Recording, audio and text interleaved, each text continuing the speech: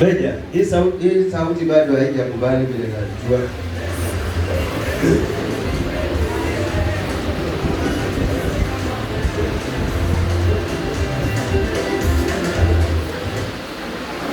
Amen. Haleluya. Haya, unapoandaa sadaka yako kitambo uandike, sitakuacha hivi bila kukusomea neno. Wewe endelea kujiandaa. Usiharakishwe na mtu, maana kipindi cha sadaka kina nguvu sana mbele za Mungu. Amen. Amen. Sasa hapo ndio inakuja. Hiyo mic ndio inakubali. Aha. Bwana Yesu asifiwe sana. Wangapi wamebarikiwa na hii ibada yao? Amen. Usitoke mkono mtupu, toka ukiwa umebeba baraka kubwa sana. Haleluya.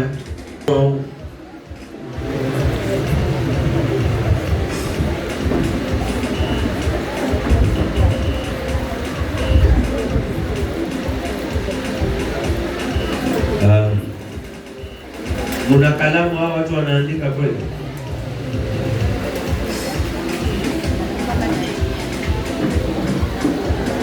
Nani ana kalamu? Nataka kuandika.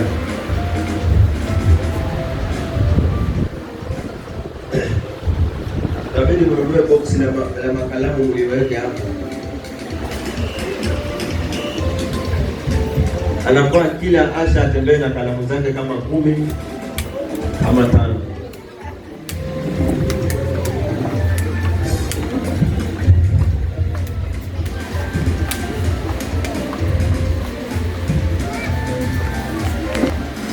Mungu yu mwema, Mungu yu mwema, Mungu yu mwema. Wewe kile ni kwetu.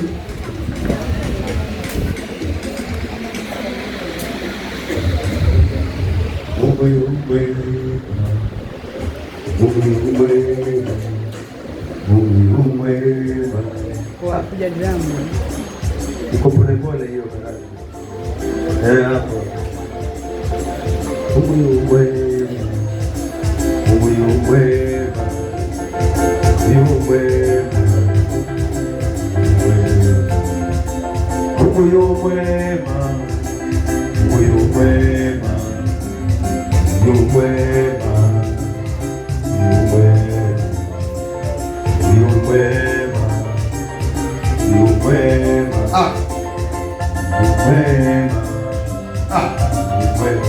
oh Mungu yu mwema.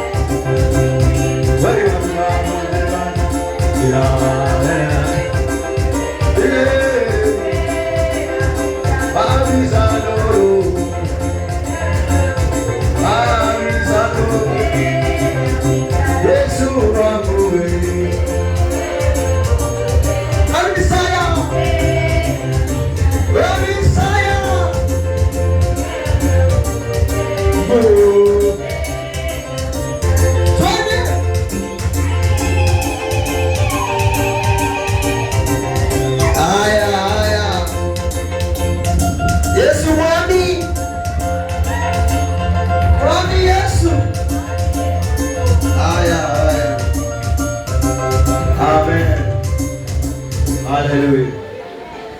Andaa sadaka yako takatifu ambayo nataka nikubariki na jambo fulani ambalo litakutia moyo sana katika maisha yako.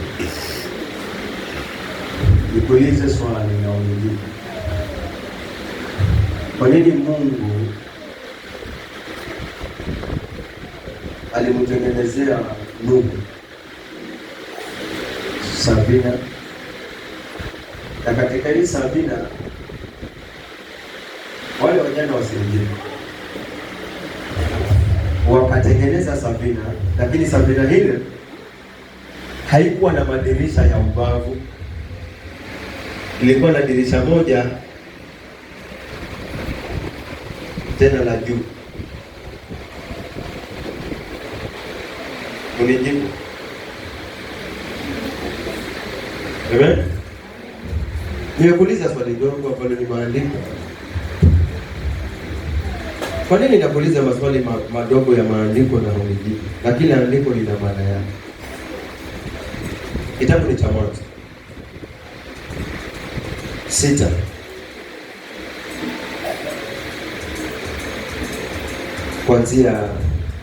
Ukianzia 11 si mbaya vile, but message yangu iko mbele yake kidogo. Lakini nakuuliza wewe mpendwa, kwa nini Mungu alimwagiza Nuhu kila kitu, lakini hakumwagiza na kila nyumba haikosi madirisha, hata meli? Lakini kwa nini safina peke yake lilitengenezewa? Unajua gari ni kitu kama kinakaa kama silingi, si ndio? Haleluya. Amen. Lakini dirisha ni dirisha.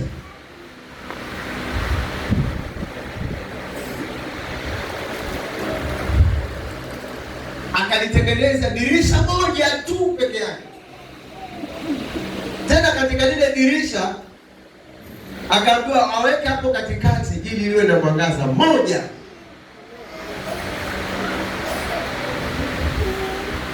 Sasa si swali hili jamani, aliko kwa maandiko. Nimesema kwa nini alimwagiza hivyo? Wacha tusome. Ndio utoe sadaka yako. Nataka nikueleze leo. Kama hujawahi elezwa, leo nitakueleza. Amen. Kitabu ni cha Mwanzo 6 kuanzia mstari wa 11 inasema, dunia ikaharibika mbele za Mungu, dunia ikajaa dhulma. Dunia iliharibika. Na mpaka sasa kuna misemo inasema dunia ni tambara bovu, bali tunaishi. So kinachoharibu dunia, nataka hauongei. Sawa? Kinachoharibu dunia ni nini? Waliochukiza Mungu ni wakina nani? Haleluya. Amen. So saa hiyo kulikuwa na saa ya dunia jinsi ambavyo imeharibika, na mipango ilikuwa ni ya shetani imepangwa watu wasimuone Mungu kama ni kitu. majitu, waganga na vitu vingine mbalimbali. Haleluya. Amen.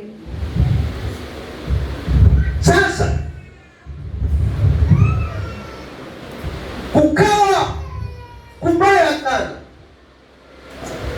Mungu akafikiria nani nitaweza kumtumia ili kama kuna watu watanisikiliza wakaweze kunisikiliza. Akatumia Nuhu. Endelea. Mungu akaiona dunia. Endelea. Mungu akaiona dunia. Mungu akaiona dunia. Na tazama imeharibika. Imeharibika kweli. Maana kila mwenye mwili amejaribia njia yake duniani. Yaani kumbe ilifika wakati wanadamu akaamua kujaribu. Akaamua kujaribu. Mganga akapenda uganga. Mwingine akapenda tu, yani akapenda tu vitu vibaya vibaya. Yaani wakaacha upendo wa nani? Wa Mungu. Wakawa wanajiongelesha ndani yao wenyewe. Bwana Yesu asifiwe sana. Amen. Bwana Yesu asifiwe jamani. Amen. Bwana Yesu asifiwe. Amen. Tunaongelea watu walio ndani ya Mungu, wanaosikiliza neno la Mungu, na kuna watu wako nje ya Mungu. Hata ukiwaambia mambo ya Mungu hawatasikia. Haleluya. Amen. Sasa Nuhu na familia yake ndio waliopona. Kama unataka kuponya jamii yako, maisha yako, kuna vitu vingine unafaa kusikiliza sana. Havijawahi ondoka. Neno la Mungu bado liko pale pale. Na hata sasa kule kwenu watu naocheka nao wameharibika, wanataka hata wao waharibikiwe. Watu ni wabaya. Kuna watu unacheka nao hapa leo. Kuna watu unasalimiana nao. Kuna watu ni marafiki zako. Kuna watu ni ndugu zako. Wengine hata ni wazazi wetu. Lakini hana raha kabisa wewe ukiwa unafanikiwa. Anakuchekea hivi, lakini ukigeuka topic ni nyingine. Haleluya. Amen. Kwa sababu malengo yao yako kinyume na malengo yako. Kuwa makini. Amen. Kuwa makini. Nuhu alikuwa makini sana, na alihakikisha hata acha mtoto wake hata mmoja nje. Amen. Kwa sababu alijua kitu kimoja, Mungu hajawahi danganya. Kuna watu hapa hata ukiwahubiria bado wanaona Mungu atakuja kusema nao baadaye. Kama hautasikia sasa, hiyo baadaye ni ile ya gharika. Haleluya. Amen. Kuna Shetani anaongea kinyume sana juu yako. Shetani kazi yake kubwa ni uwe mfuasi wake. Kwa maneno madogo madogo. Hakuna kitu kibaya kama kuichafua roho Mungu aliyokupatia. Amen. Unajua mwanangu, hata usipooga wewe, lakini matendo yako yawe mazuri, kwa Mungu wewe ni msafi kuliko anayeoga kila wakati. Amen.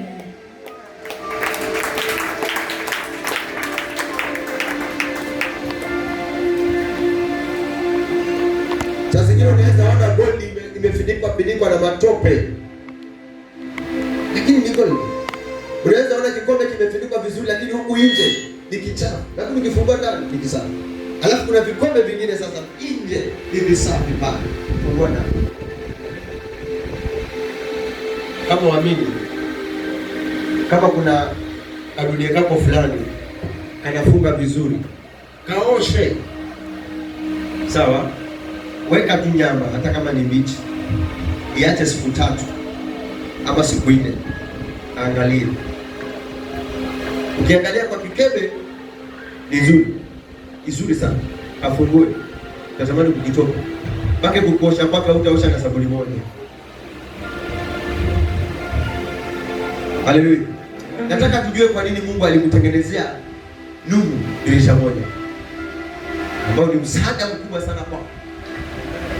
Endelea. Mungu akamwambia Nuhu. Mungu akamweleza Nuhu.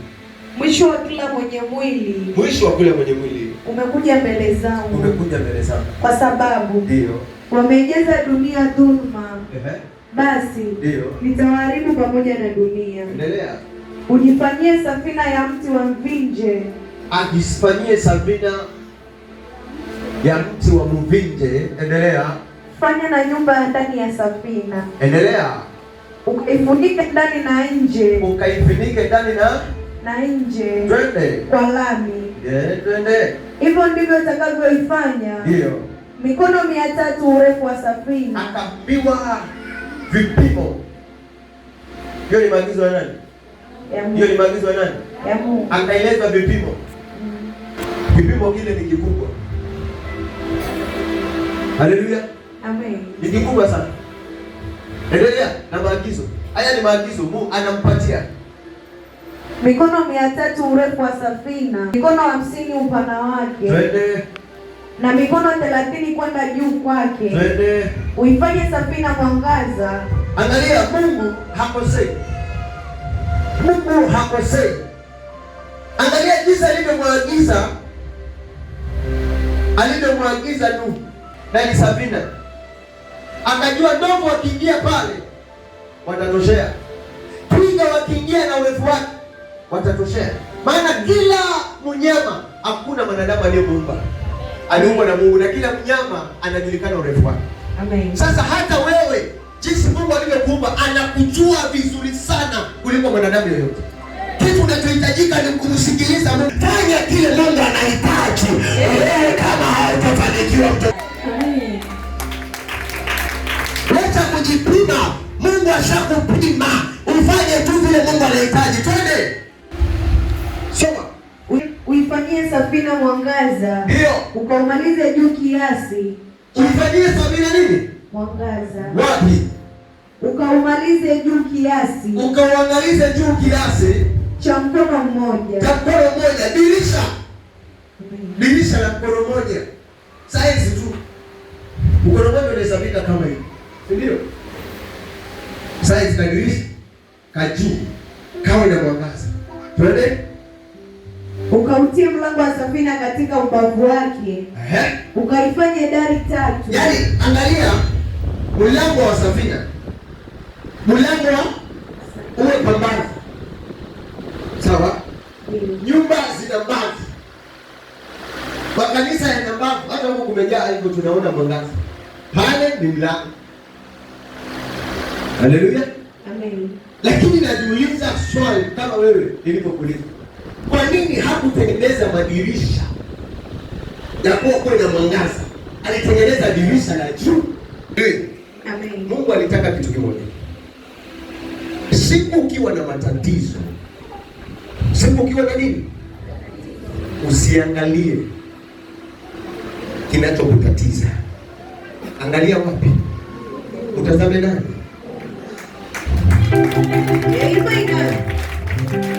Haleluya. Utazame nani? Kwa sababu alijua Mungu akileta majaribu, na nikawaambia ya kwamba kutakuwa na msukosuko, kutakuwa na dhuruba, na dhuruba itakuwa ya kutisha, itakuwa na giza kubwa, lakini yeye alikuwa halioni hilo, kwa sababu akitazama, anatazama anaona nani? Mungu. Lakini vitu vingine vinavyoendelea huko, yeye hashughuliki kabisa. Usijishughulishe na vitu vya dunia. Wewe angalia Mungu amebeba hatima ya maisha yako. Haleluya. Na ndio maana hakutaka Nuhu aingiwe na roho ya hofu. Hakutaka, ndio maana hakuweka madirisha. Sasa ukisikia mtu anapigana hapo, utachungulia na hapa kama uweze kutoka. Ndio? Utachungulia na hapo. Lakini kama hakuna madirisha utasikia tu kelele. Haleluya. Amen. Usijaribu kumfungulia mlango shetani kama Mungu amekwambia funga. Nuhu aliambiwa funga mlango. Wale waliokataa kuingia waache hivyo hivyo, adabu yao niko nayo. Kwa hivyo kila anayeenda kinyume chako si wewe utakayemwadhibu. Mwachie Baba, mwachie Mungu. Weka ndani ya hekalu la Bwana. Ukasalie wewe Mungu. Yes. Unajua sometimes ni kwa nini Mungu akamtengenezea, hakukataza watu wasiingie. By the way, hakuna mtu aliyekatazwa, kwa sababu Mungu hakutaka watu wakufe. Amen. Sawa? Isipokuwa walivyoelezwa wakakataa kuingia. Na watu utawashauri kitu watakataa kukusikiliza. Amen. Tena wakamwambiaje? Kwani wewe hujawahi kuona mvua? Si kila siku tunalima. Unajua kuna mtu anaweza kumwambia kitu akamwambia hiyo ni maneno ya kawaida tumezoea. Hakuna mazoea kwa Mungu. Amen. Hakuna mazoea kwa Mungu. Amen. Hakuna mazoea kwa Mungu. Amen. Haleluya. Sasa sisi huwa tunaanguka kwa sababu huwa tunatazama. Yeye alikuwa anasikia dumba. Shwa. Alafu nasikia kama linachemka, lakini haoni kinachochemsha. Yeye aliamua tu kutanyesha. Kwa hivyo majaribu uliambiwa nini na Mungu? Majaribu yanabudi ku. Lakini wale wake alileta. Kwa hivyo wewe usiangalie wale waleta, wewe mtazamie nani? Mungu. Utazamie nani? Mungu. Utazamie nani? Haleluya. Na Nuhu aliposikia sauti ya Bwana, familia yake ilipona. Maisha yake yalipona. Lakini maisha ya watu wengine wote. Unajua hawa wengine walikuwa na marafiki wasema wile Nuhu naye amechanganyikiwa, si pastor tu yule. Wile Nuhu naye amechanganyikiwa. Nuhu amechanganyikiwa. Sasa lile jiji lote anajifanya nafunga amechanganyikiwa. Tena anachukua lami ya barabarani, yeye anaipaka. Anasema wacha wafanye kazi yao. Utaki kuachua huduma hiyo. Wacha afanye huduma zake. Na watoto wake. Kuna watoto wangu hapa. Kuna watoto wangu hapa. Ndio. Tuliwatoa kufanya huduma zetu. Ndio. Wacha tuone. Amen. Wacha Mungu anagarika Yesu. Haleluya. Amen. Kila aliyekuachia Mungu amekuachia kitu kizuri. Amen. Hamujaelewa maandiko. Hamujaelewa nini? Lakini maandiko ni mazuri sana. Unaona kila andiko liko kwa Biblia lina maana kubwa. Shida ni utafsiri. Haleluya. Kuna pastor mwingine kuna siku moja alikuja akaongea puzi. Wakati nilipokuwa ninaongea mambo ya kukemea mambo ya dhambi whatever. Akasema ukiongea mambo ya dhambi kanisani utapoteza washirika. Wewe wahubirie tu, ambie mambo ya kubarikiwa, wakupe sadaka, waende. Sikiliza. Sina haja na sadaka. Amen. Sadaka mtolee Mungu wako. Na kama ujisikii kumtolea usitoe. Na kama unaogopa kukwambia kile ambacho unakwambia, makanisa ni mengi moyo. Tafuta kanisa ambalo unasikia ndio uhuru wako. Lakini hapa hatutaacha kuhubiri kile Mungu anataka tuambie kutuhubiri.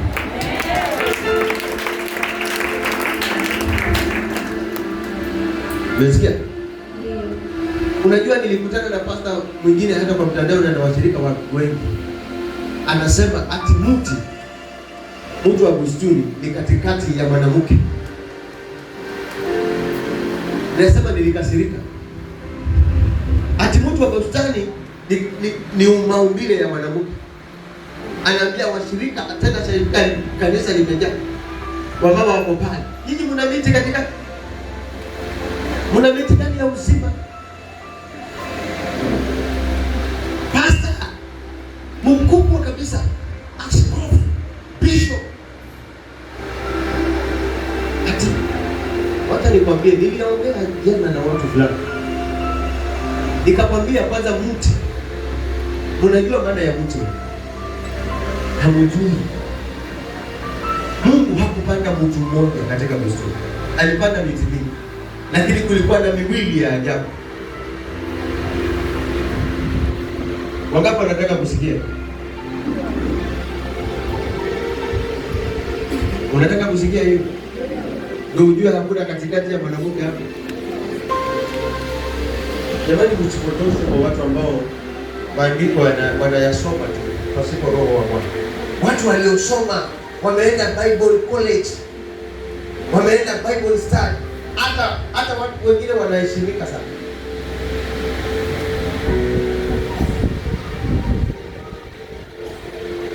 Kwa sababu mimi napenda watoto wangu, nasitaki watoto wangu wapotee. Njoo kitabu cha Mwanzo. Ina maana kubwa sana hizo vitu ambavyo analiongea. Nilisema jana nitawahubiria. Amen. Kitabu cha Mwanzo 1:26 inasema. Soma baraka kwa sababu wao wameshikilia sadaka. Sije wakatoka nazo. Mungu akasema, yes, na tufanye mtu kwa mfano wetu. Sikiliza mtoto wangu. Kwa sura yetu. Ndio. Wakawatawale samaki wa baharini na ndege wa angani na wanyama. Wanadamu ataumbwa anapewa mamlaka na nchi pia. Endelea. Na kila chenye kutambaa, na kila kitakachoenda kutambaa, kitambacho juu ya nchi. Twende. Mungu akaumba mtu kwa mfano wake, kwa mfano wa Mungu alimuumba mwanamume na mwanamke. Twende. Aliwaumba. Mungu akawabarikia. Mungu akawaambia, twende. Zaidi mkaongezeke. Zaidi mkafanye nini? Mkaongezeke. Zaidi mkafanye nini? Mkaongezeke. Zaidi mkafanye nini? Mkaongezeke. Wakazae. Kuzaa hakuna kuliwa. Inamaanisha alitengeneza maumbile ya kufanya watu wazae. Tuendelee. Zaidi mkaongezeke, mkaijaze nchi na kuitiisha. Ndio. Mkawatawale samaki wa baharini na ndege wa angani na kila kiumbe chenye uhai kiendacho juu ya nchi. Mwanadamu alipewa mamlaka makubwa sana na Mungu. Endelea. Mungu akasema, ndio, tazama nimewapa kila mche utoao mbegu. Twende. Ulio juu ya uso wa nchi yote pia. Na kila mti ambao matunda yake yana mbegu. Ndio. Vitakuwa ndivyo chakula chenu. Ndio. Na chakula cha kila mnyama wa nchi. Twende. Na cha kila ndege wa angani na cha kila kitu kitambacho juu ya nchi. Wanasikia hapa. Chenye uhai. Twende. Majani yote ya miche ndio chakula chenu. Twende. Ikawa hivyo. Mungu akaona kila kitu alichokifanya, na tazama ni chema sana. Ikawa jioni, ikawa asubuhi, siku ya 6. Basi mbingu na nchi zikamalizika na jeshi lake lote. Na siku ya 7 Mungu akamaliza kazi yake yote aliyoifanya. Akastarehe siku ya 7. Akaacha kufanya kazi yake yote aliyoifanya. Mungu akaibarikia siku ya 7 akaitakasa, kwa sababu katika siku hiyo Mungu alistarehe, akaacha kufanya kazi yake yote aliyoumba na kuifanya. Hivyo ndivyo vizazi vya mbingu na nchi zilipoumbwa. Siku ile Bwana Mungu alipoziumba mbingu na nchi, hapakuwa na mche wa kondeni bado. Kulikuwa hakuja pandwa bustuni bado. Amen. Unasikia? Bustuni bado. Alikuwa anafanya kazi yake, lakini hajaweka nini bustuni.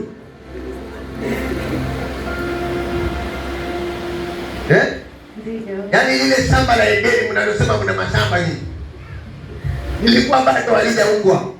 Sasa wewe ndio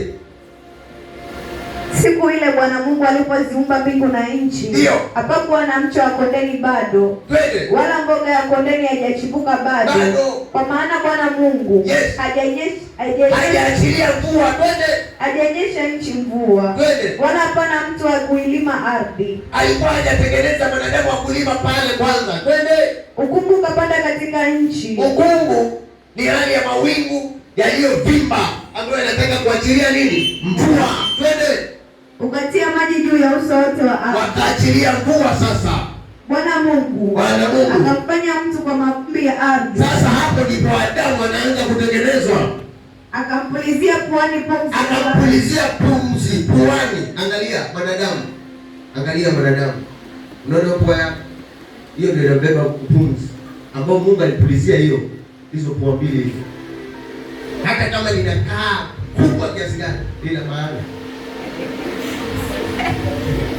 Ukipinya ile pua apumui vizuri. Hata kama inapumui vizuri. Ndio maana ukiwa na mafua kupumua kwa ni shida. Kila mmoja anajua. Mbona unaongea hivyo? Hapo niko na mafua. Haleluya. Amen. Jaribu kuvuka. Utakuta kuna kahawa kanabadilika. Ndio maana naambiwa tunaishi. Tuko hai sasa kwa sababu ya pumzi ya Mungu ambayo ilitupulizia sisi. Amen. Pumzi hii ndio inakupatia uhai.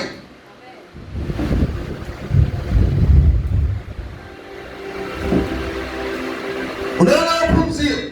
Si ya mwanadamu, ni ya Mungu. Na ndio maana akichukua hiyo pumzi, wewe haufanyi kazi tena.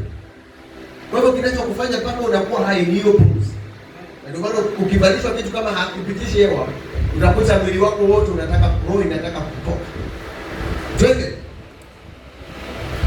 Bwana Mungu akamfanya mtu kwa mavumbi ya ardhi. Akamfanya mtu kwa mavumbi ya ardhi. Akampulizia puani pumzi ya uhai. Sasa wanakuambia Mungu anadanganya. Na ndio maana mwanadamu akikufa anaenda wapi?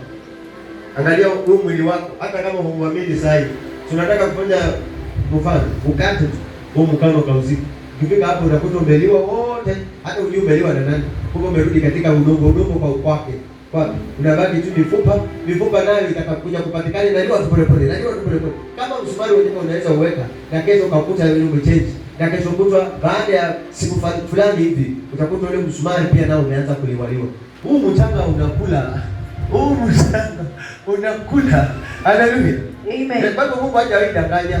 Na ndio maana pumzi yake akichukua hiyo mwili unakuwa hauna kazi, unarudi kwa wapi? Katika mavumbi. Tuendelee. Akampulizia puani pumzi ya uhai. Twende. Mtu akawa nafsi hai. Akawa nafsi yake ikawa hai. Sasa hiyo nafsi, unaona mwili sasa ndio unaitwa nafsi. Huo, na unasikia, una damu, una nyama, unatembea, una hisia. Umesikia? Una hisia, unatamani, unajua kutesti damu, una rambo unasema na chumvi nyingi, na sukari ni nyingi, unaona sasa?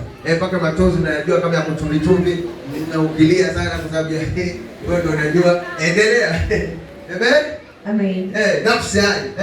Bwana Mungu akapanda bustani. Akapanda sasa bustani. Wacha tusikie hapo ndio umefika sasa, ndio muhimu sana. Unataka umesema nataka nikujulishe hapo. Bwana Mungu akapanda bustani upande wa mambo ya Mungu hautayajua nyumbani mwako, utayajua hapa vile umemfuata Mungu kanisani. Amen. Haleluya. Amen. Akapanda bustani, akapanda bustani upande wa mashariki. Akapanda bustani upande wa mashariki wa Edeni. Akamweka ndani yake huyo mtu aliyemfanya. Sasa alikuwa yuko peke yake. Mnanisikia? Alikuwa yuko peke yake bado hakuja hawa. Alikuwa yuko peke yake. Sasa hakumpeleka tu, alihakikisha amepanda, ndio akamchukua akampeleka. Haleluya. Amen. Kwa hivyo hata Mungu vile alivyokuleta duniani alijua kitu utakachokula ni nini, lakini ukimkosea atakufukuza. Tuendelee. Akamweka ndani yake huyo mtu Bwana Mungu akachipusha katika ardhi. Sasa alipomweka vitu vikaanza kufanya nini? Kuchipuka. Endelea. Bwana Mungu akachipusha katika ardhi kila mtu unaotamanika kwa macho. Ndio. Na kufaa kwa kuliwa. Sasa ukachipuka, yani kila miti ikachipuka. Amen. Haleluya. Amen. Na miti mizuri ya kutamanika. Amen. Lakini wacha tutikie hapo. Amen. Na mti wa uzima katikati ya bustani. Mti wa uzima wa kwanza. Alafu na mti wa ujuzi wa mema na mabaya. Kulikuwa na miti mingapi? Miwili. Miti mingapi sasa? Miwili. Mti wa uzima na mti wa ujuzi wa mema na Shetani akadanganya, hakumpatia Hawa mti wa uzima, akampatia mti wa ujuzi. Watu wanaojifanya werevu, watu wanaojifanya wana ujuzi sana, lakini hawana uzima. Sasa unaona hizo vitu vimetengenezwa. Umesikia hizo vitu vimetengenezwa? Mti ilitengenezwa kwa kuwa hakuna nani? Hawa. Umesikia? Ndio. Wacha tusikie. Ukatoka mto katika Edeni. Sasa kukawa na mto. Wow. Soma kwa haraka hapo. Ukatoka mto katika Edeni wa kutilia bustani maji. Ndio. Na kutokea hapo kagawanyika kwa vichwa vinne. Twende. Jina la kwanza ni Pishoni. Ndio unaozunguka nchi yote ya Havila. Wanasikia hawa. Ambako hakuna dhahabu. Twende. Na dhahabu ya nchi ile ni njema. Huko kuna bedola. Dio. Na vito Shohamu. Na jina la mtu wa pili ni Gihoni. ndio unaozunguka nchi yote ya Kushi. Twende saba haraka kwa sababu ya wakati.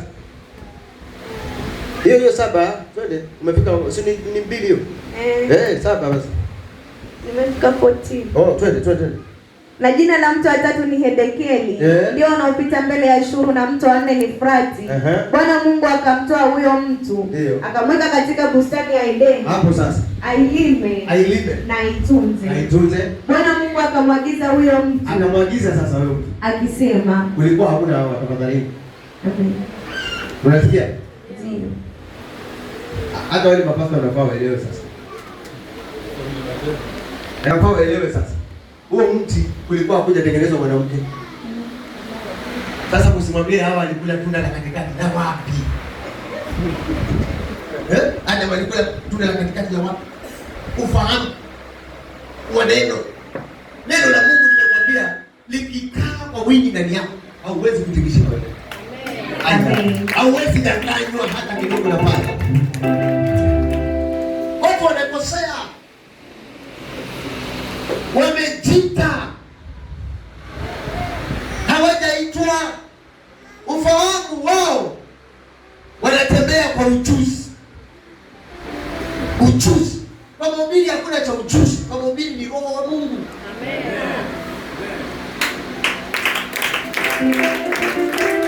Mungu afundishe leo. Sitaki watu wapotee. Ilikuwa ni Mathayo 22, si ndio? Kuanzia 19. Sikiliza hapo Yesu akawajibu. Hivyo ndivyo watu wanapotea. Amen. Ndio. Kitabu cha Mathayo mtakatifu 22:19. Sema. Inasema, ndio, nionyesheni fedha ya kodi. Nao akamletea dinari. Akamwambia ni ya nani? Hapana, sio hapo. 22. 29. Amen. Unanishangaza wewe. 22:29. Unanishangaza wewe. Inasema, unanishangaza wewe. Yesu akajibu akamwambia, mwapotea. Kwa kuwa hamyajui maandiko. Hamyajui. Unaona? Kinachowapoteza watu makanisani. Tunaenda makanisani kama show. Wewe unajikalia tu mbele. Watu hawakuhubiri ukweli wa Mungu. Wanakuja na vichekesho. Wakitoka hapa wanaenda kukula bata na watoto wao.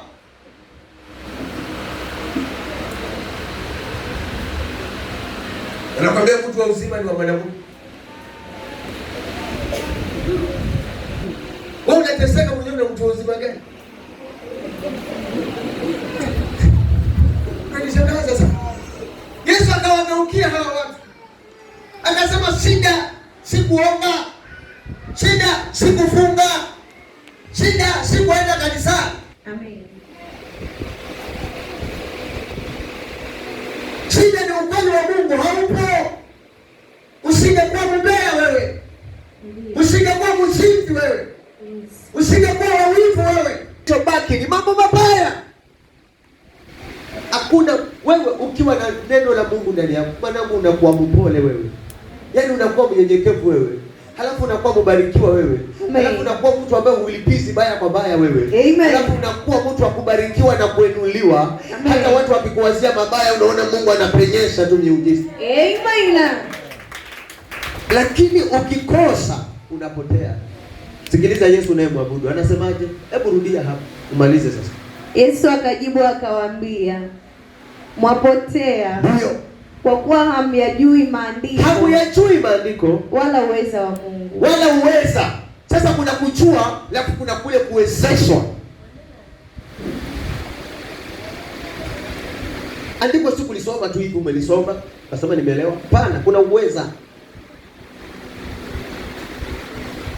Sasa sikiliza hapa. Hata ulikuwa hujui kama kulikuwa na miti miwili. Mtu wa uzima na mtu wa ujuzi wa mabaya. Na Adam akapelekwa akaonyeshwa hiyo miti. Twende sasa kwa Adam. Akapelekwa hiyo miti. Huu ndio wa hivi. Bwana Mungu akamtoa huyo mtu akamweka katika bustani ya Edeni ailime na kuitunza. Alafu Bwana Mungu akamwagiza huyo mtu akisema, akamwagiza kabisa. Wacha nikwambie kitu kimoja, Mungu anakuagiza maagizo yake wewe katika maisha yako, na akakwambia kabisa huyu Yesu ndio wa uzima, lakini tunamwacha, tunaenda kwa ujuzi yetu, tunaenda kwa tamaa zetu, tunaenda kwa mawazo yetu. Amen. Katika Ukristo, Biblia hapa nikisoma kitabu cha Ufunuo kinaniambia haufai kupunguza wala kuongeza. Nenda na vile Mungu alikuagiza, usijifanye mjanja sana. Kama wewe hakuna cha ujanja, kwa Mungu hakuna ujanja. Wewe kuwa mjinga kwa Mungu, halafu wale ambao ni wajinga zaidi watakuona wewe mwerevu. Haleluya. Amen. Haleluya. Amen. Twende, sikiliza. Bwana Mungu akamwagiza huyo mtu, kila mtu wa bustani matunda. Angalia sasa, anapewa structure, anaelezwa kabisa kuna miti miwili hapa, na hata duniani kuna njia mbili ya kwenda uzimani na kwenda motoni, na hayo vitu viko mpaka sijui hata nieleze vipi. Yaani wanangu, utakufa kiroho, utakufa kimawazo, utabaki na ujuzi wa Kiswahili ndio vibaya zaidi.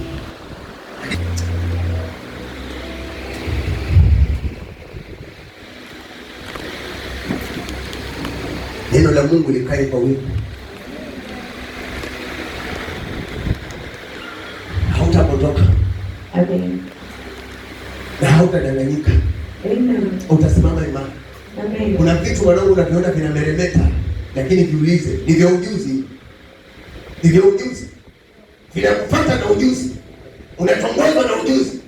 Unadanganyika na ujuzi. Maneno mazuri. Lakini shetani hakukuletea yale ya uzima. Yanakuletea kuja kukuangusha.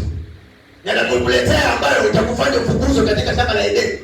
Kwa sababu angekula ule mtu wa uzima, asingefukuzwa.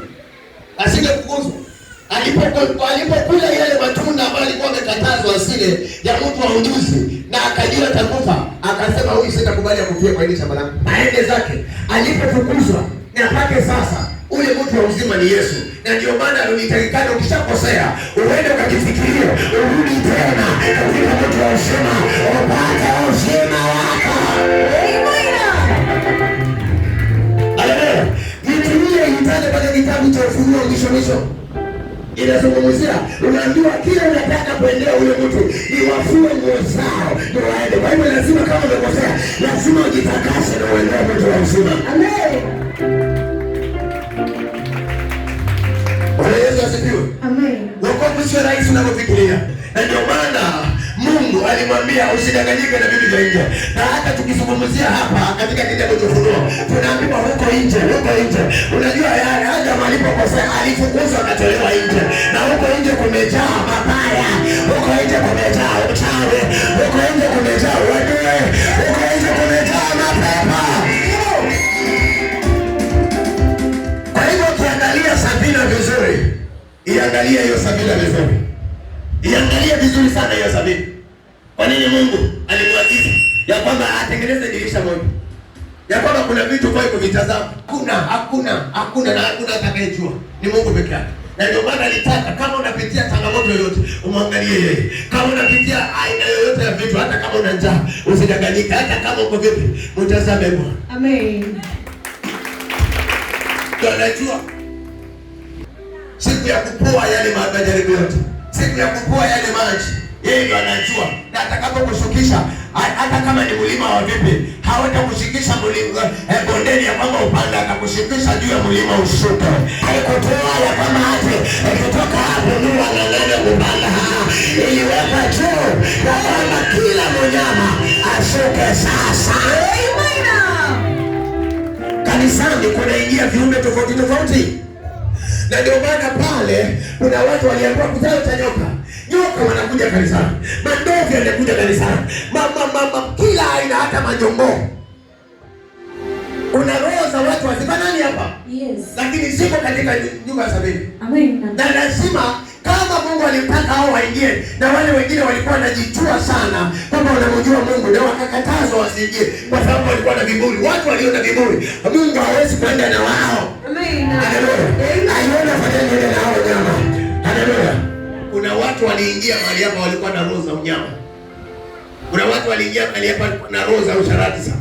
Amen. Bwana Yesu asifiwe sana. Amen. Vitu vingine vinakwambia mwanangu ni mfano tu. Ndovu na ukubwa wake lakini aliingia wapi?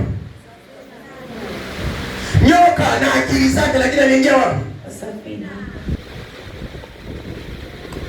Afadhali walisikiliza Nuhu. Imagine Nuhu anasikilizwa na wanyama. Imagine Nuhu anasikilizwa na watu ambao wana dhambi. Nuhu anasikilizwa na watu wasioweza kabisa, wasiokuwa na maarifa. Na ndio watu waliokuwa na akili walisema jifanyie kazi yao. Unawachokesha hao wenzao watoto wao. Unawachokesha hao. Haleluya. Amen. Unawachokesha. Sawa? Sawa. Tena wakamwambia nguo ni ya kawaida. Wakasema ibada za kawaida hata kwa nyumba tunaweza kufanya. Sawa? Haleluya. Amen. Lakini hawajui siku ya karibu. Hakuna mtu anayejua siku ya mapigo yako. Akautengeneza ile miti pa. Mtu wa uzima na mtu wa mema. Angalia sasa. Miti ngapi hapo unaziona kwa?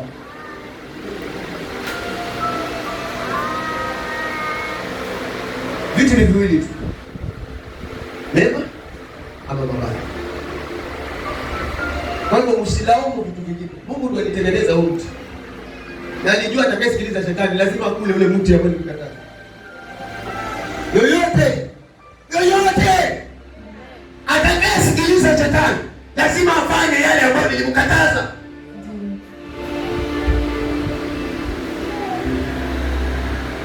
Na atakayesikiliza mimi hatafanya yale shetani anamwambia.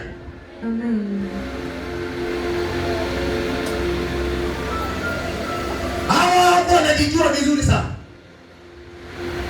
Adamu hapo anajijua vizuri sana. Walikuwa wanaishi vizuri na walikuwa wanakula. Kuna mahali unaweza kaa vizuri, lakini ukianza kusikiliza maneno ya watu unaharibika.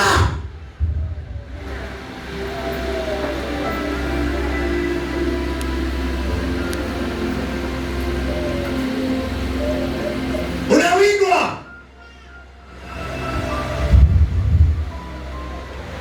Shetani hakuwa na raha. Sio rahisi wewe mwanangu kuokoka. Madhabahu yako ndio ilikuwa ikuruhusu kuokoka. Maroho ya mababu yenu ilikuwa iruhusu kuokoka. Na ndio maana kupiga vita mpaka leo. Lakini simama. Wala usidanganyike. Mungu anakuhitaji wewe sana. Simama kama wewe. Na unaangalia huo mtu, unaona vizuri huo mtu. Yesu akaja akasema mimi ni mzabibu.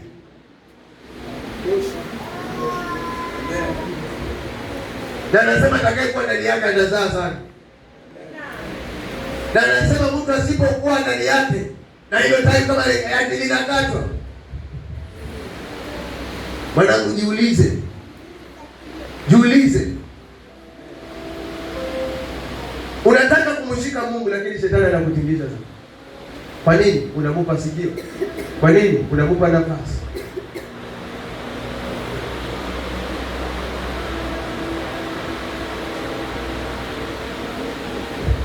Mungu anakuhitaji wewe.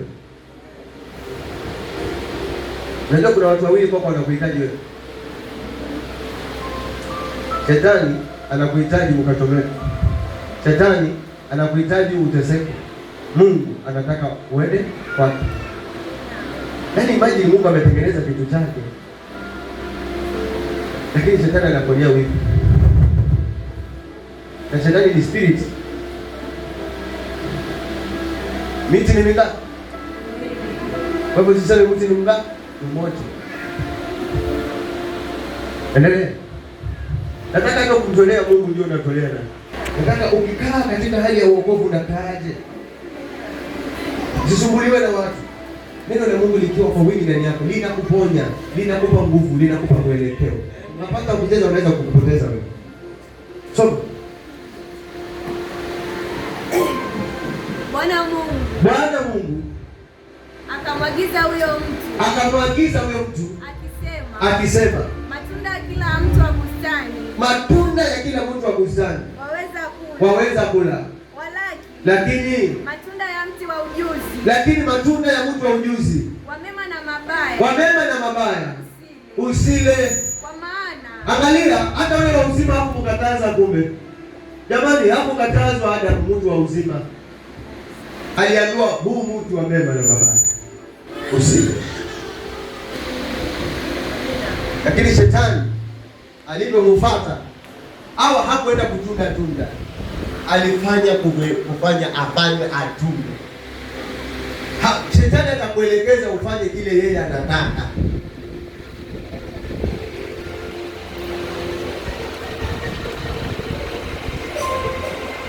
Atakutembeza na kwa akili utaona hiyo kitu ni sawa, lakini haujui. Yesu anasema nyinyi mwapotea kwa sababu hamuna maneno ya Mungu, muna maneno ya watu. Kaa na neno la Mungu wewe, usikae na maneno ya watu. Mungu anakuhitaji mwanangu wewe. Shetani anataka kukuharibia, lakini Mungu anakuhitaji sana. Hatukuwa kuteseka. Imagine, hebu fikiria hiyo miti ilikuwa miwili. Kwa nini shetani hakumwambia kule mtu wa uzima? Na alijua. Maliza. Bwana Mungu akamwagiza huyo mtu akisema, matunda ya kila mti wa bustani waweza kula, walakini matunda ya mti wa ujuzi wa mema na mabaya usile, kwa maana siku utakapokula matunda ya mti huo utakufa hakika. Sasa hatufi. Unakufa. Kila neno Mungu alilolisema halibadiliki. Usiposikia utakufa. Amen. Nimekwambia ni kwa nini? Jiulize, tangu walipokula ile tunda, kwa nini walifukuzwa katika shamba la Edeni? Kwa nini walifukuzwa? Ni kwa sababu hawakumsikiliza Mungu ambaye alikuwa amewaagiza. Na nimekupatia hata sekta ya mtu anaweza tolewa mahali. Adam hakutaka kutoka. Hata yeye mwenyewe alikuwa anajificha kwa makosa aliyofanya. Na akaambiwa, kwa sababu umemsikiliza huyu ukaniacha mimi na kutoa. Kuanzia leo angalia Mungu. Neno la Mungu. Tukikosa maagizo ya Mungu, kuna vitu vingine unasema ni majaribu, lakini kuna mahali tumeweka. Wakatolewa. Sasa wanawaka wazee ni uchungu. Sasa wanaume wakulima kung'ang'ana. Hivyo bado Mungu alidanganya. Kwa sababu ya huruma zake Mungu akafikiria haitoshi. Bado hao watu walidanganyika na shetani. Wacha sasa niwaletee Yesu, ili kama watagairi makosa yao, angalau kama watanirudia.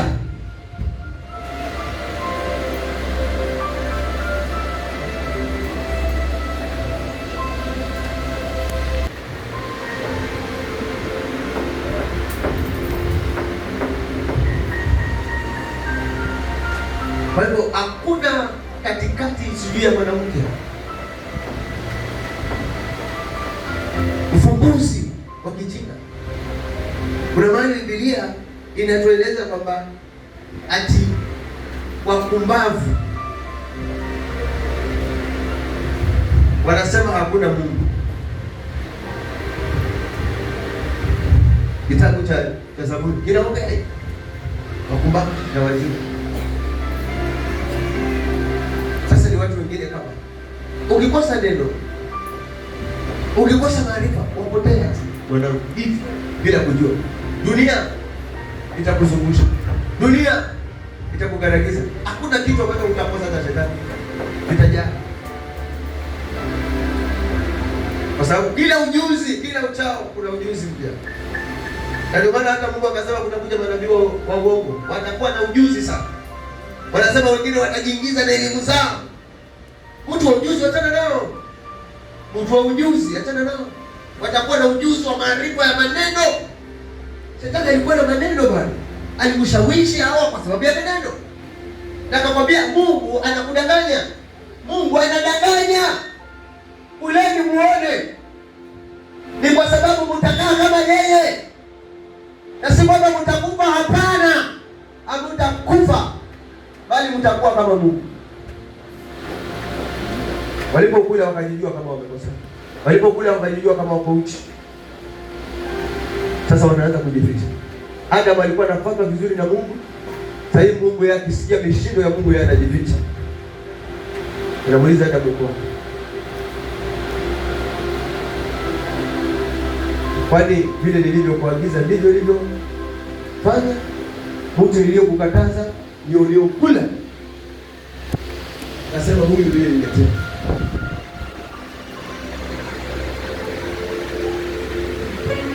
Naenda akadanganya na nani? Na shetani. Nani shetani? Akawanani na hawa wengine. Hata walipotoka akaenda akajifikiria. Ndio maana uzao wa kwanza ukawa muuaji. Sababu spirit ya shetani ilikuwa ndani yake. Yule wa pili akawa na hofu kwa Mungu. Akauawa. Unaona roho ya shetani ikikuingia. Uzao wa kwanza bali chembe za ule shetani zilimwingia Kaini. Bado hakuwa na hofu ya Mungu, hakuwa anajali Mungu kama kitu kingine. Alisema anafanya bila anajisikia, anatoa sadaka bila anajisikia, hawezi kuamuriwa.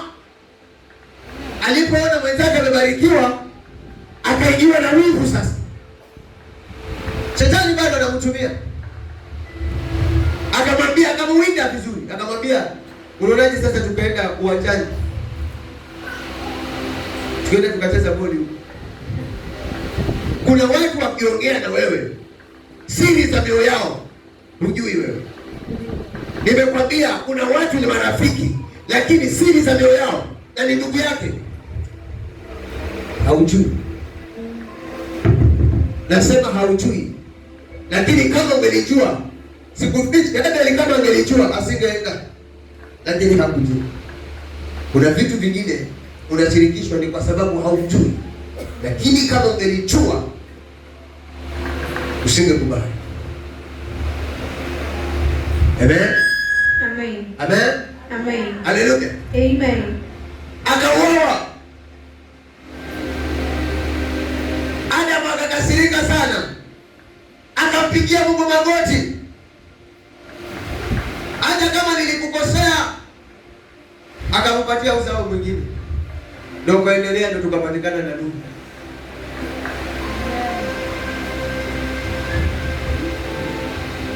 Kaini akawekwa alama. Alama anakuwa mpaka kizazi chake. Hata sijui kama kuna kizazi cha Kaini hapa. Kama una alama ya ubea una kizazi cha Kaini wewe. Kama una alama ya wivu una kizazi cha Kaini. Yes.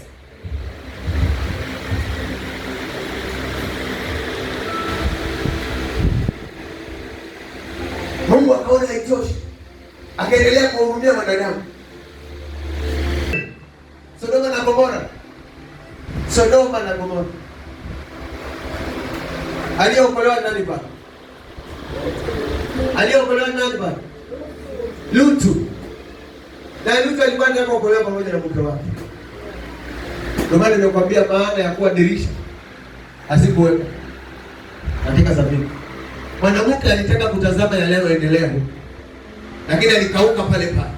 Kuna vitu haufai kuvitazama, maana vitakukausha, maana vitakuregesha nyuma, au utaendelea, vitakusimamisha. Lakini Nuhu alisema vile Mungu alivyosema na alivyomtuma Ibrahimu, sitaangalia huko, mimi ninaenda zangu. Na alipokwama yeye aliachwa. Kuna watu wakikwama wataachwa na wengine wataendelea. Haleluya. Wao wakaendelea. Yule akaendelea. Yule akaendelea. Mungu ana hasara na wewe kukuangamiza. Unafikiri kama hii dunia watu wangebaki ungekuwa unapata nafasi hata kuishi. Mahali pamoja. Jiangalie bwana. Jiangalie. Nimekwambia jiangalie. Na umjue Mungu.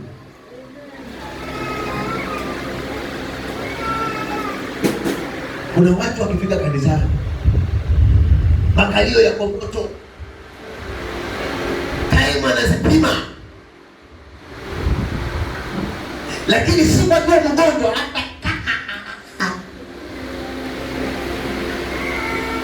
mpaka natandikiwa mkeka. Mwingine tena hospitali atatulia mpaka daktari akuje. Na kushangaza daktari atakuwa muda wa kulazwa akakwambia unafaa ulale.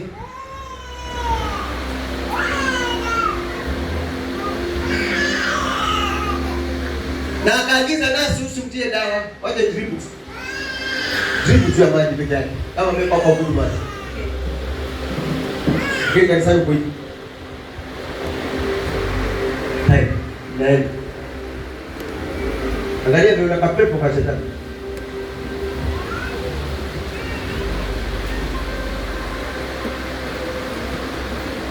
Mungu vile dunia imechafuka. Unataka kukimbilia dunia. Pesa na dhahabu ni za nani? Auliza wale zitafuta.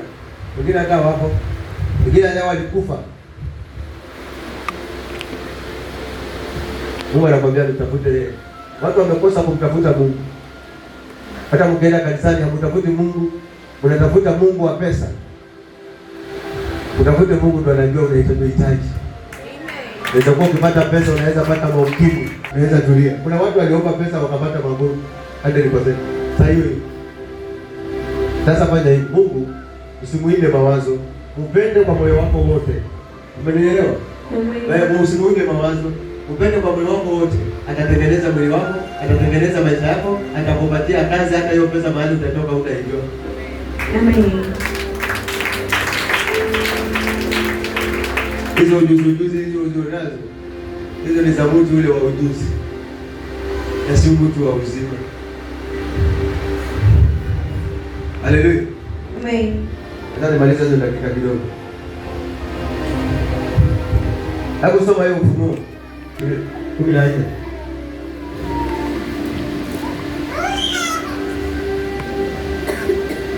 Amen. Kitabu ni cha Ufunuo wa Yohana 22:14 inasema, heri wazifuao nguo zao, heri wanaozifua nguo zao, wawe na amri kuendea huo mti wa uzima. Wewe unafuatwa na nini? Na amri. Unafuatwa na sheria. Hauwezi kuendea hivi hivi. Huwezi sema tu kama naenda. Kuna vitu unafaa uvifuate. Unaweza kuokoka lakini kama huje ufikia mtu wa uzima. Kuokoka si kufikia ndani mtu wa uzima. Lazima ulifuate neno lake mpaka Mungu aseme kwamba huyu anafaa.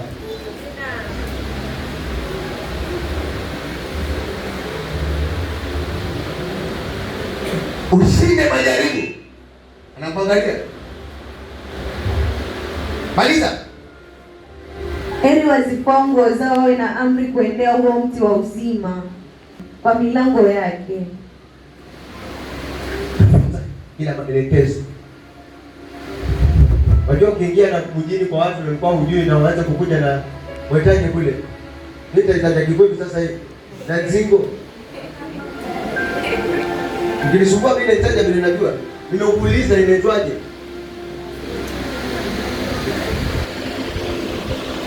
Yaani ukose njia KK. Hizi nyumba. Nyuma ya nyumba. Ndio. Huko unakuja kipo. Unajua watu watakushangaa. Maana wao wakikaa wanaangalia watu wanakuja na huko. Njia ni hii. Kwa hivyo lazima upate nini? Maelekezo. Amen. Haleluya. Amen. Lazima upate nini? Maelekezo. Usipofuata maelekezo watu watakushangaa. Asante. Hata huko upate maelekezo ndio unaniweka hivi. Amen. Sipochunga hapo utakosea tu. Wewe lazima ulifuate vizuri neno la Mungu. Ulifuate na maelekezo neno la Mungu. Ndio uendee mtu wa uzima. Umeelewa? Soma hapa Ufunuo hapa tena hiyo 22 hiyo. Ungeanzia tu mbili. Sikiza. 22 anzia mbili. Tunamaliza sasa. Amen. Anaonekana. Inasema sema katikati ya njia kuu yake na upande huu wa ule mto ulikuwapo mti wa uzima. Ulikuwapo na mti wa uzima. Wapi huko? Wapi huko? Tumeongea wapi? Mstari. Taka watu wa kushika. Endelea. Amen. Yeah. Wenye kutoa matunda yake kila mwezi. Na majani ya mti huo ule mti. Sikiliza. Ni ya kuwaponya mataifa. Unasikia? Majani ya huo mti ilikuwa ni kuwaponya mataifa. Yesu, shetani hakuwapeleka hapo wakina Hawa. Aliwaletea matunda ya kuwaua. Yaani yeye hata Hawa asingekula tunda, angekula tu majani. Angekula tu majani. Na tu majani tu kamoja. Angepona. Uende huo mti. Katika hiyo sheria. Ukipata tu jani, ushapona. Kwani? Wala hapatakuwa na laana yoyote. Hakutakuwa na laana aina yoyote hapo ndani, Tena na kiti cha enzi cha Mungu na cha mwana-kondoo kitakuwemo ndani yake. Kwa hiyo mti tena. Lakini hawakukula huo mti. Sijui nipande hapa. Jamani, kuna miti mingapi? Wa uzima na wa ujuzi. Wewe uliendea upi? Wewe unaendea upi sasa? Unawajika? Wewe ni mjuzi sana. Hakika wewe ni mjuzi. Ukikaa chini ukifikiria, wewe ni mjuzi. Wewe ukiambiwa mambo unayapima, wewe ni mjuzi. Sisi tunaendea mtu wa uzima. Haleluya. Amen. Haleluya. Amen. Amen. Maliza. Na kiti cha enzi cha Mungu na cha mwana-kondoo kitakuwamo ndani yake. Na watumwa wake watamtumikia. Kama angeipata umoja, hata angepata roho ya kumtumikia. Lakini ukipata huyo mtu ambaye ni wa ujuzi, hautakuwa na roho ya kumtumikia, utakuwa na roho ya madaraka. Unapewa roho ya kiburi. Hata wewe mpiga kamera utakwenda kule kanisani ndio unajisikia stori yako. Haleluya. Amen.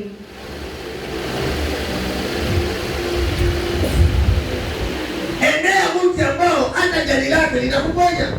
Amen. Endea mtu ambaye hata maneno yake yatakuponya.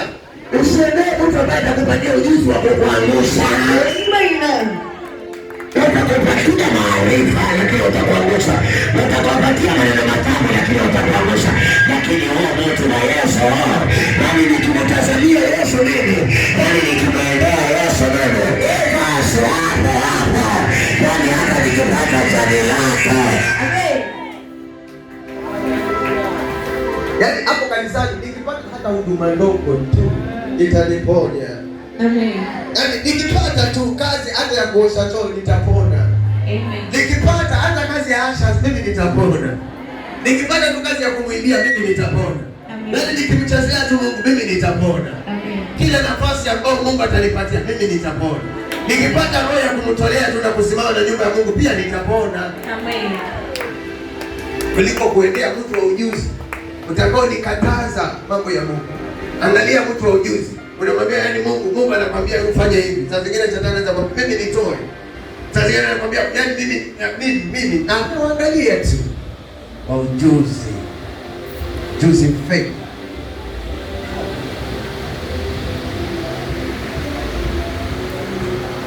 Alitengeneza na maana yake. Mungu alitengeneza ile miti na maana yake. Mungu hakukosea, alijua atakayenisikiliza ataenda hii, atakayenipuuzia atafuata hii. Na Mungu hakukosea, alimwelezea kila inagobaka kwamba huu ukiukula utakufa na huu ukiukula utapata uzima. Kama sahihi anasema Yesu ndio njia ya uzima wa. Unaacha neno lake, fuata maneno ya watu. Maana nimekwambia uchunge hata na mapato. Si kila pastor anayekuelekeza katika njia za Mungu.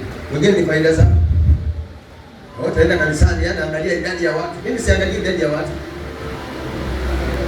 Mimi siangalii idadi ya watu. Amen. Mwingine Ayubu ameenda Taita. Wanajua wewe ulipatikana wapi? Wanafikiri kama ingekuwa si Mungu ungekuja. Wanafikiri umesikia maneno yangu mangapi na bado still tunajisikia ukuje Yesu. Amen.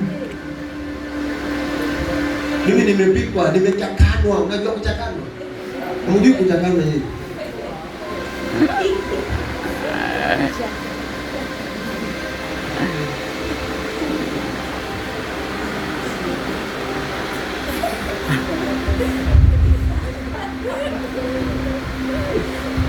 Ni neema.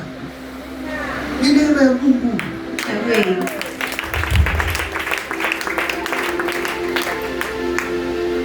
Yesu asifiwe sana. Amen. Petro akaulizwa na Yesu. Anasema sitoki.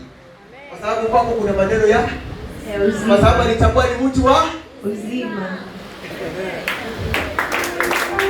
Haleluya. Amen. Haleluya. Amen.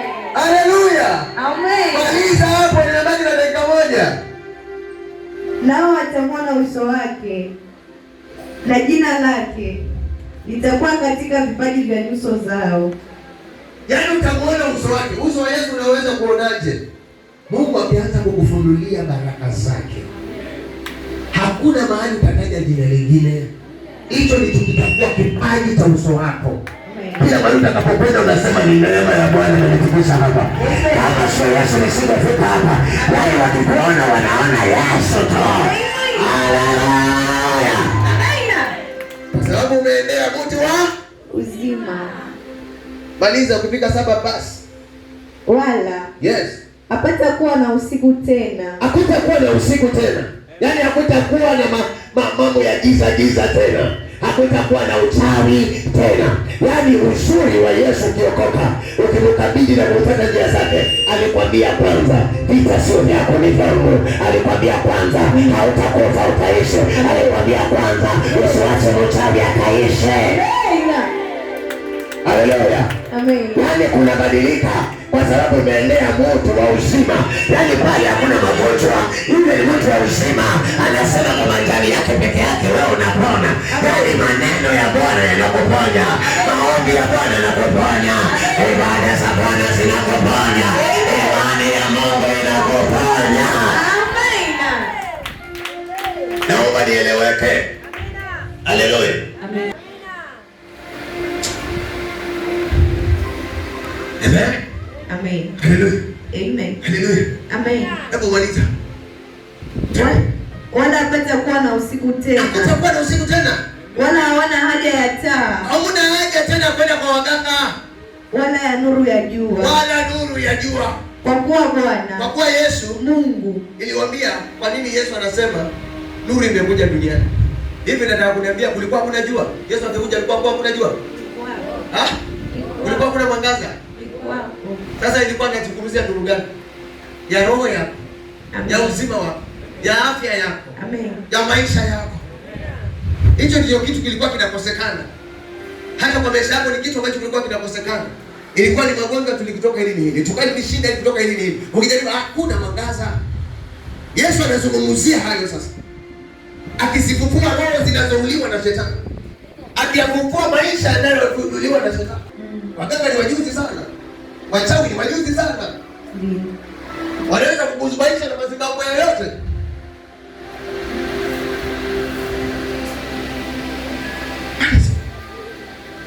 Kwa kuwa Bwana Mungu huwatia nuru, nao watatawala hata milele na milele. Unasikia? Haufai kutawaliwa na nguvu za giza. Haufai kutawaliwa na maagano. Haufai kutawaliwa na uchawi. Haufai kutawaliwa na umasikini. Haufai kutawaliwa na madeni. Unafaa utawaliwe na Mungu peke yake. Haufai kutawaliwa na wanadamu. Unafaa utawaliwe na Mungu peke yake. Haleluya. Wanadamu hawafai kutawala mtoto wako. Hawafai hata kidogo. Hawafai. Kile Mungu akasema ndicho nafanya. Si kile mwanadamu anasema ndicho nafanya. No, tumelose maana na kukaza na nati za neno la Mungu. Amen. Mimi nikakuhubiria ya kwamba msumari ukigongelea mahali palipo na mti mchanga, ukikomaa huo mti kaung'oa msumari ndio nikupatie hii kanisa. Mnazi mbichi ugongelee msumari alafu kauke. Jo. Huo hata ukipasuliwa mbao, labda ile msumari ugongelee tu kwa hiyo area. Ama uingize ndani na hii. Lakini kutoka hautoki. Pako kati na msumari. Bwana Yesu asifiwe sana. Amen. Tusidanganyike. Hakuna mwanadamu aliyekupea roho. Ni Mungu ndiye anapeana roho. Amen. Hakuna mwanadamu aliyepeana huduma. Ni Mungu ndiye anapeana huduma. Na mshangazi unaweza kuona na watu kwa hii dunia ukawasaidia lakini wakakuja wakusahau. Lakini Mungu hawezi kukusahau. Amen. Ndio? Ndio. Watakuona mzuri siku wana shida. Watakuona mbaya wakati shida zimeondoka. Kuna ndugu zako waliwaombea lakini sasa wewe ndio unaonekana mbaya zaidi. Kuna mume wako ulimwombea lakini sasa wewe unaonekana mbaya zaidi. Haleluya. Endea mtu wa uzima. Amen. Endea mtu wa uzima. Uponye roho yako. Amen. Uponye maisha yako. Amen. Unafika sana. Maliza. Kisha akaniambia. Akasemaje? Maneno haya. Ndio. Niamini na kweli. Niamini na kweli. Alafu naye Bwana Mungu ndio wa roho za manabii ndio alimtuma malaika wake kuonyesha watumwa wake ndio mambo ambayo ndio hayana budi kuwako upesi. Alafu na tazama ndio naja upesi. Yes. Heri yeye ashikaye maneno ya unabii wa kitabu hiki. Heri yeye ashikaye maneno ya unabii ya Biblia. Ya Biblia? Biblia. Kitabu hiki kuliko kushika maneno ya watu.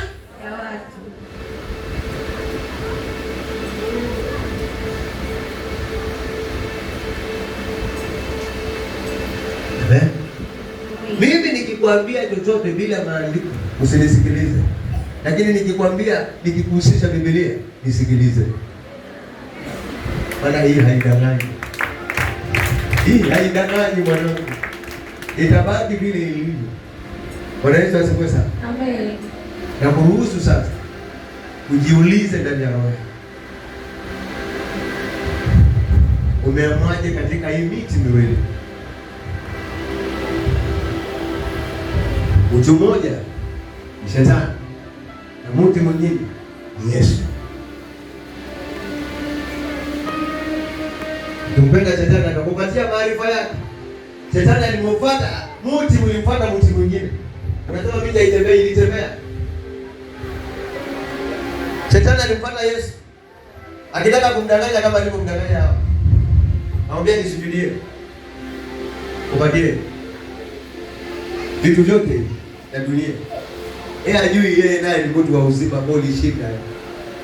Mpaka watu sasa wanauendea. Mpaka sasa tunaomba kwa ajili yake. Amen. Haleluya. Amen. Haleluya. Amen. Haleluya jamani. Amen. Penda neno la Mungu. Sipende kanisa kwa kukuja kanisani. Penda unatolishwa kanisani. Siende kanisani kufurahisha watu. Nenda kanisani kwa kumtii Mungu. Usikuje hapa kwa kufurahisha Mungu. Dunia na mbingu. Josi hapa. Nenda kanisani hata kama roho yaani inakukataza usiende kanisani, namwambie naenda. Mwambie shetani ninaenda kwa huo mtu wa uzima.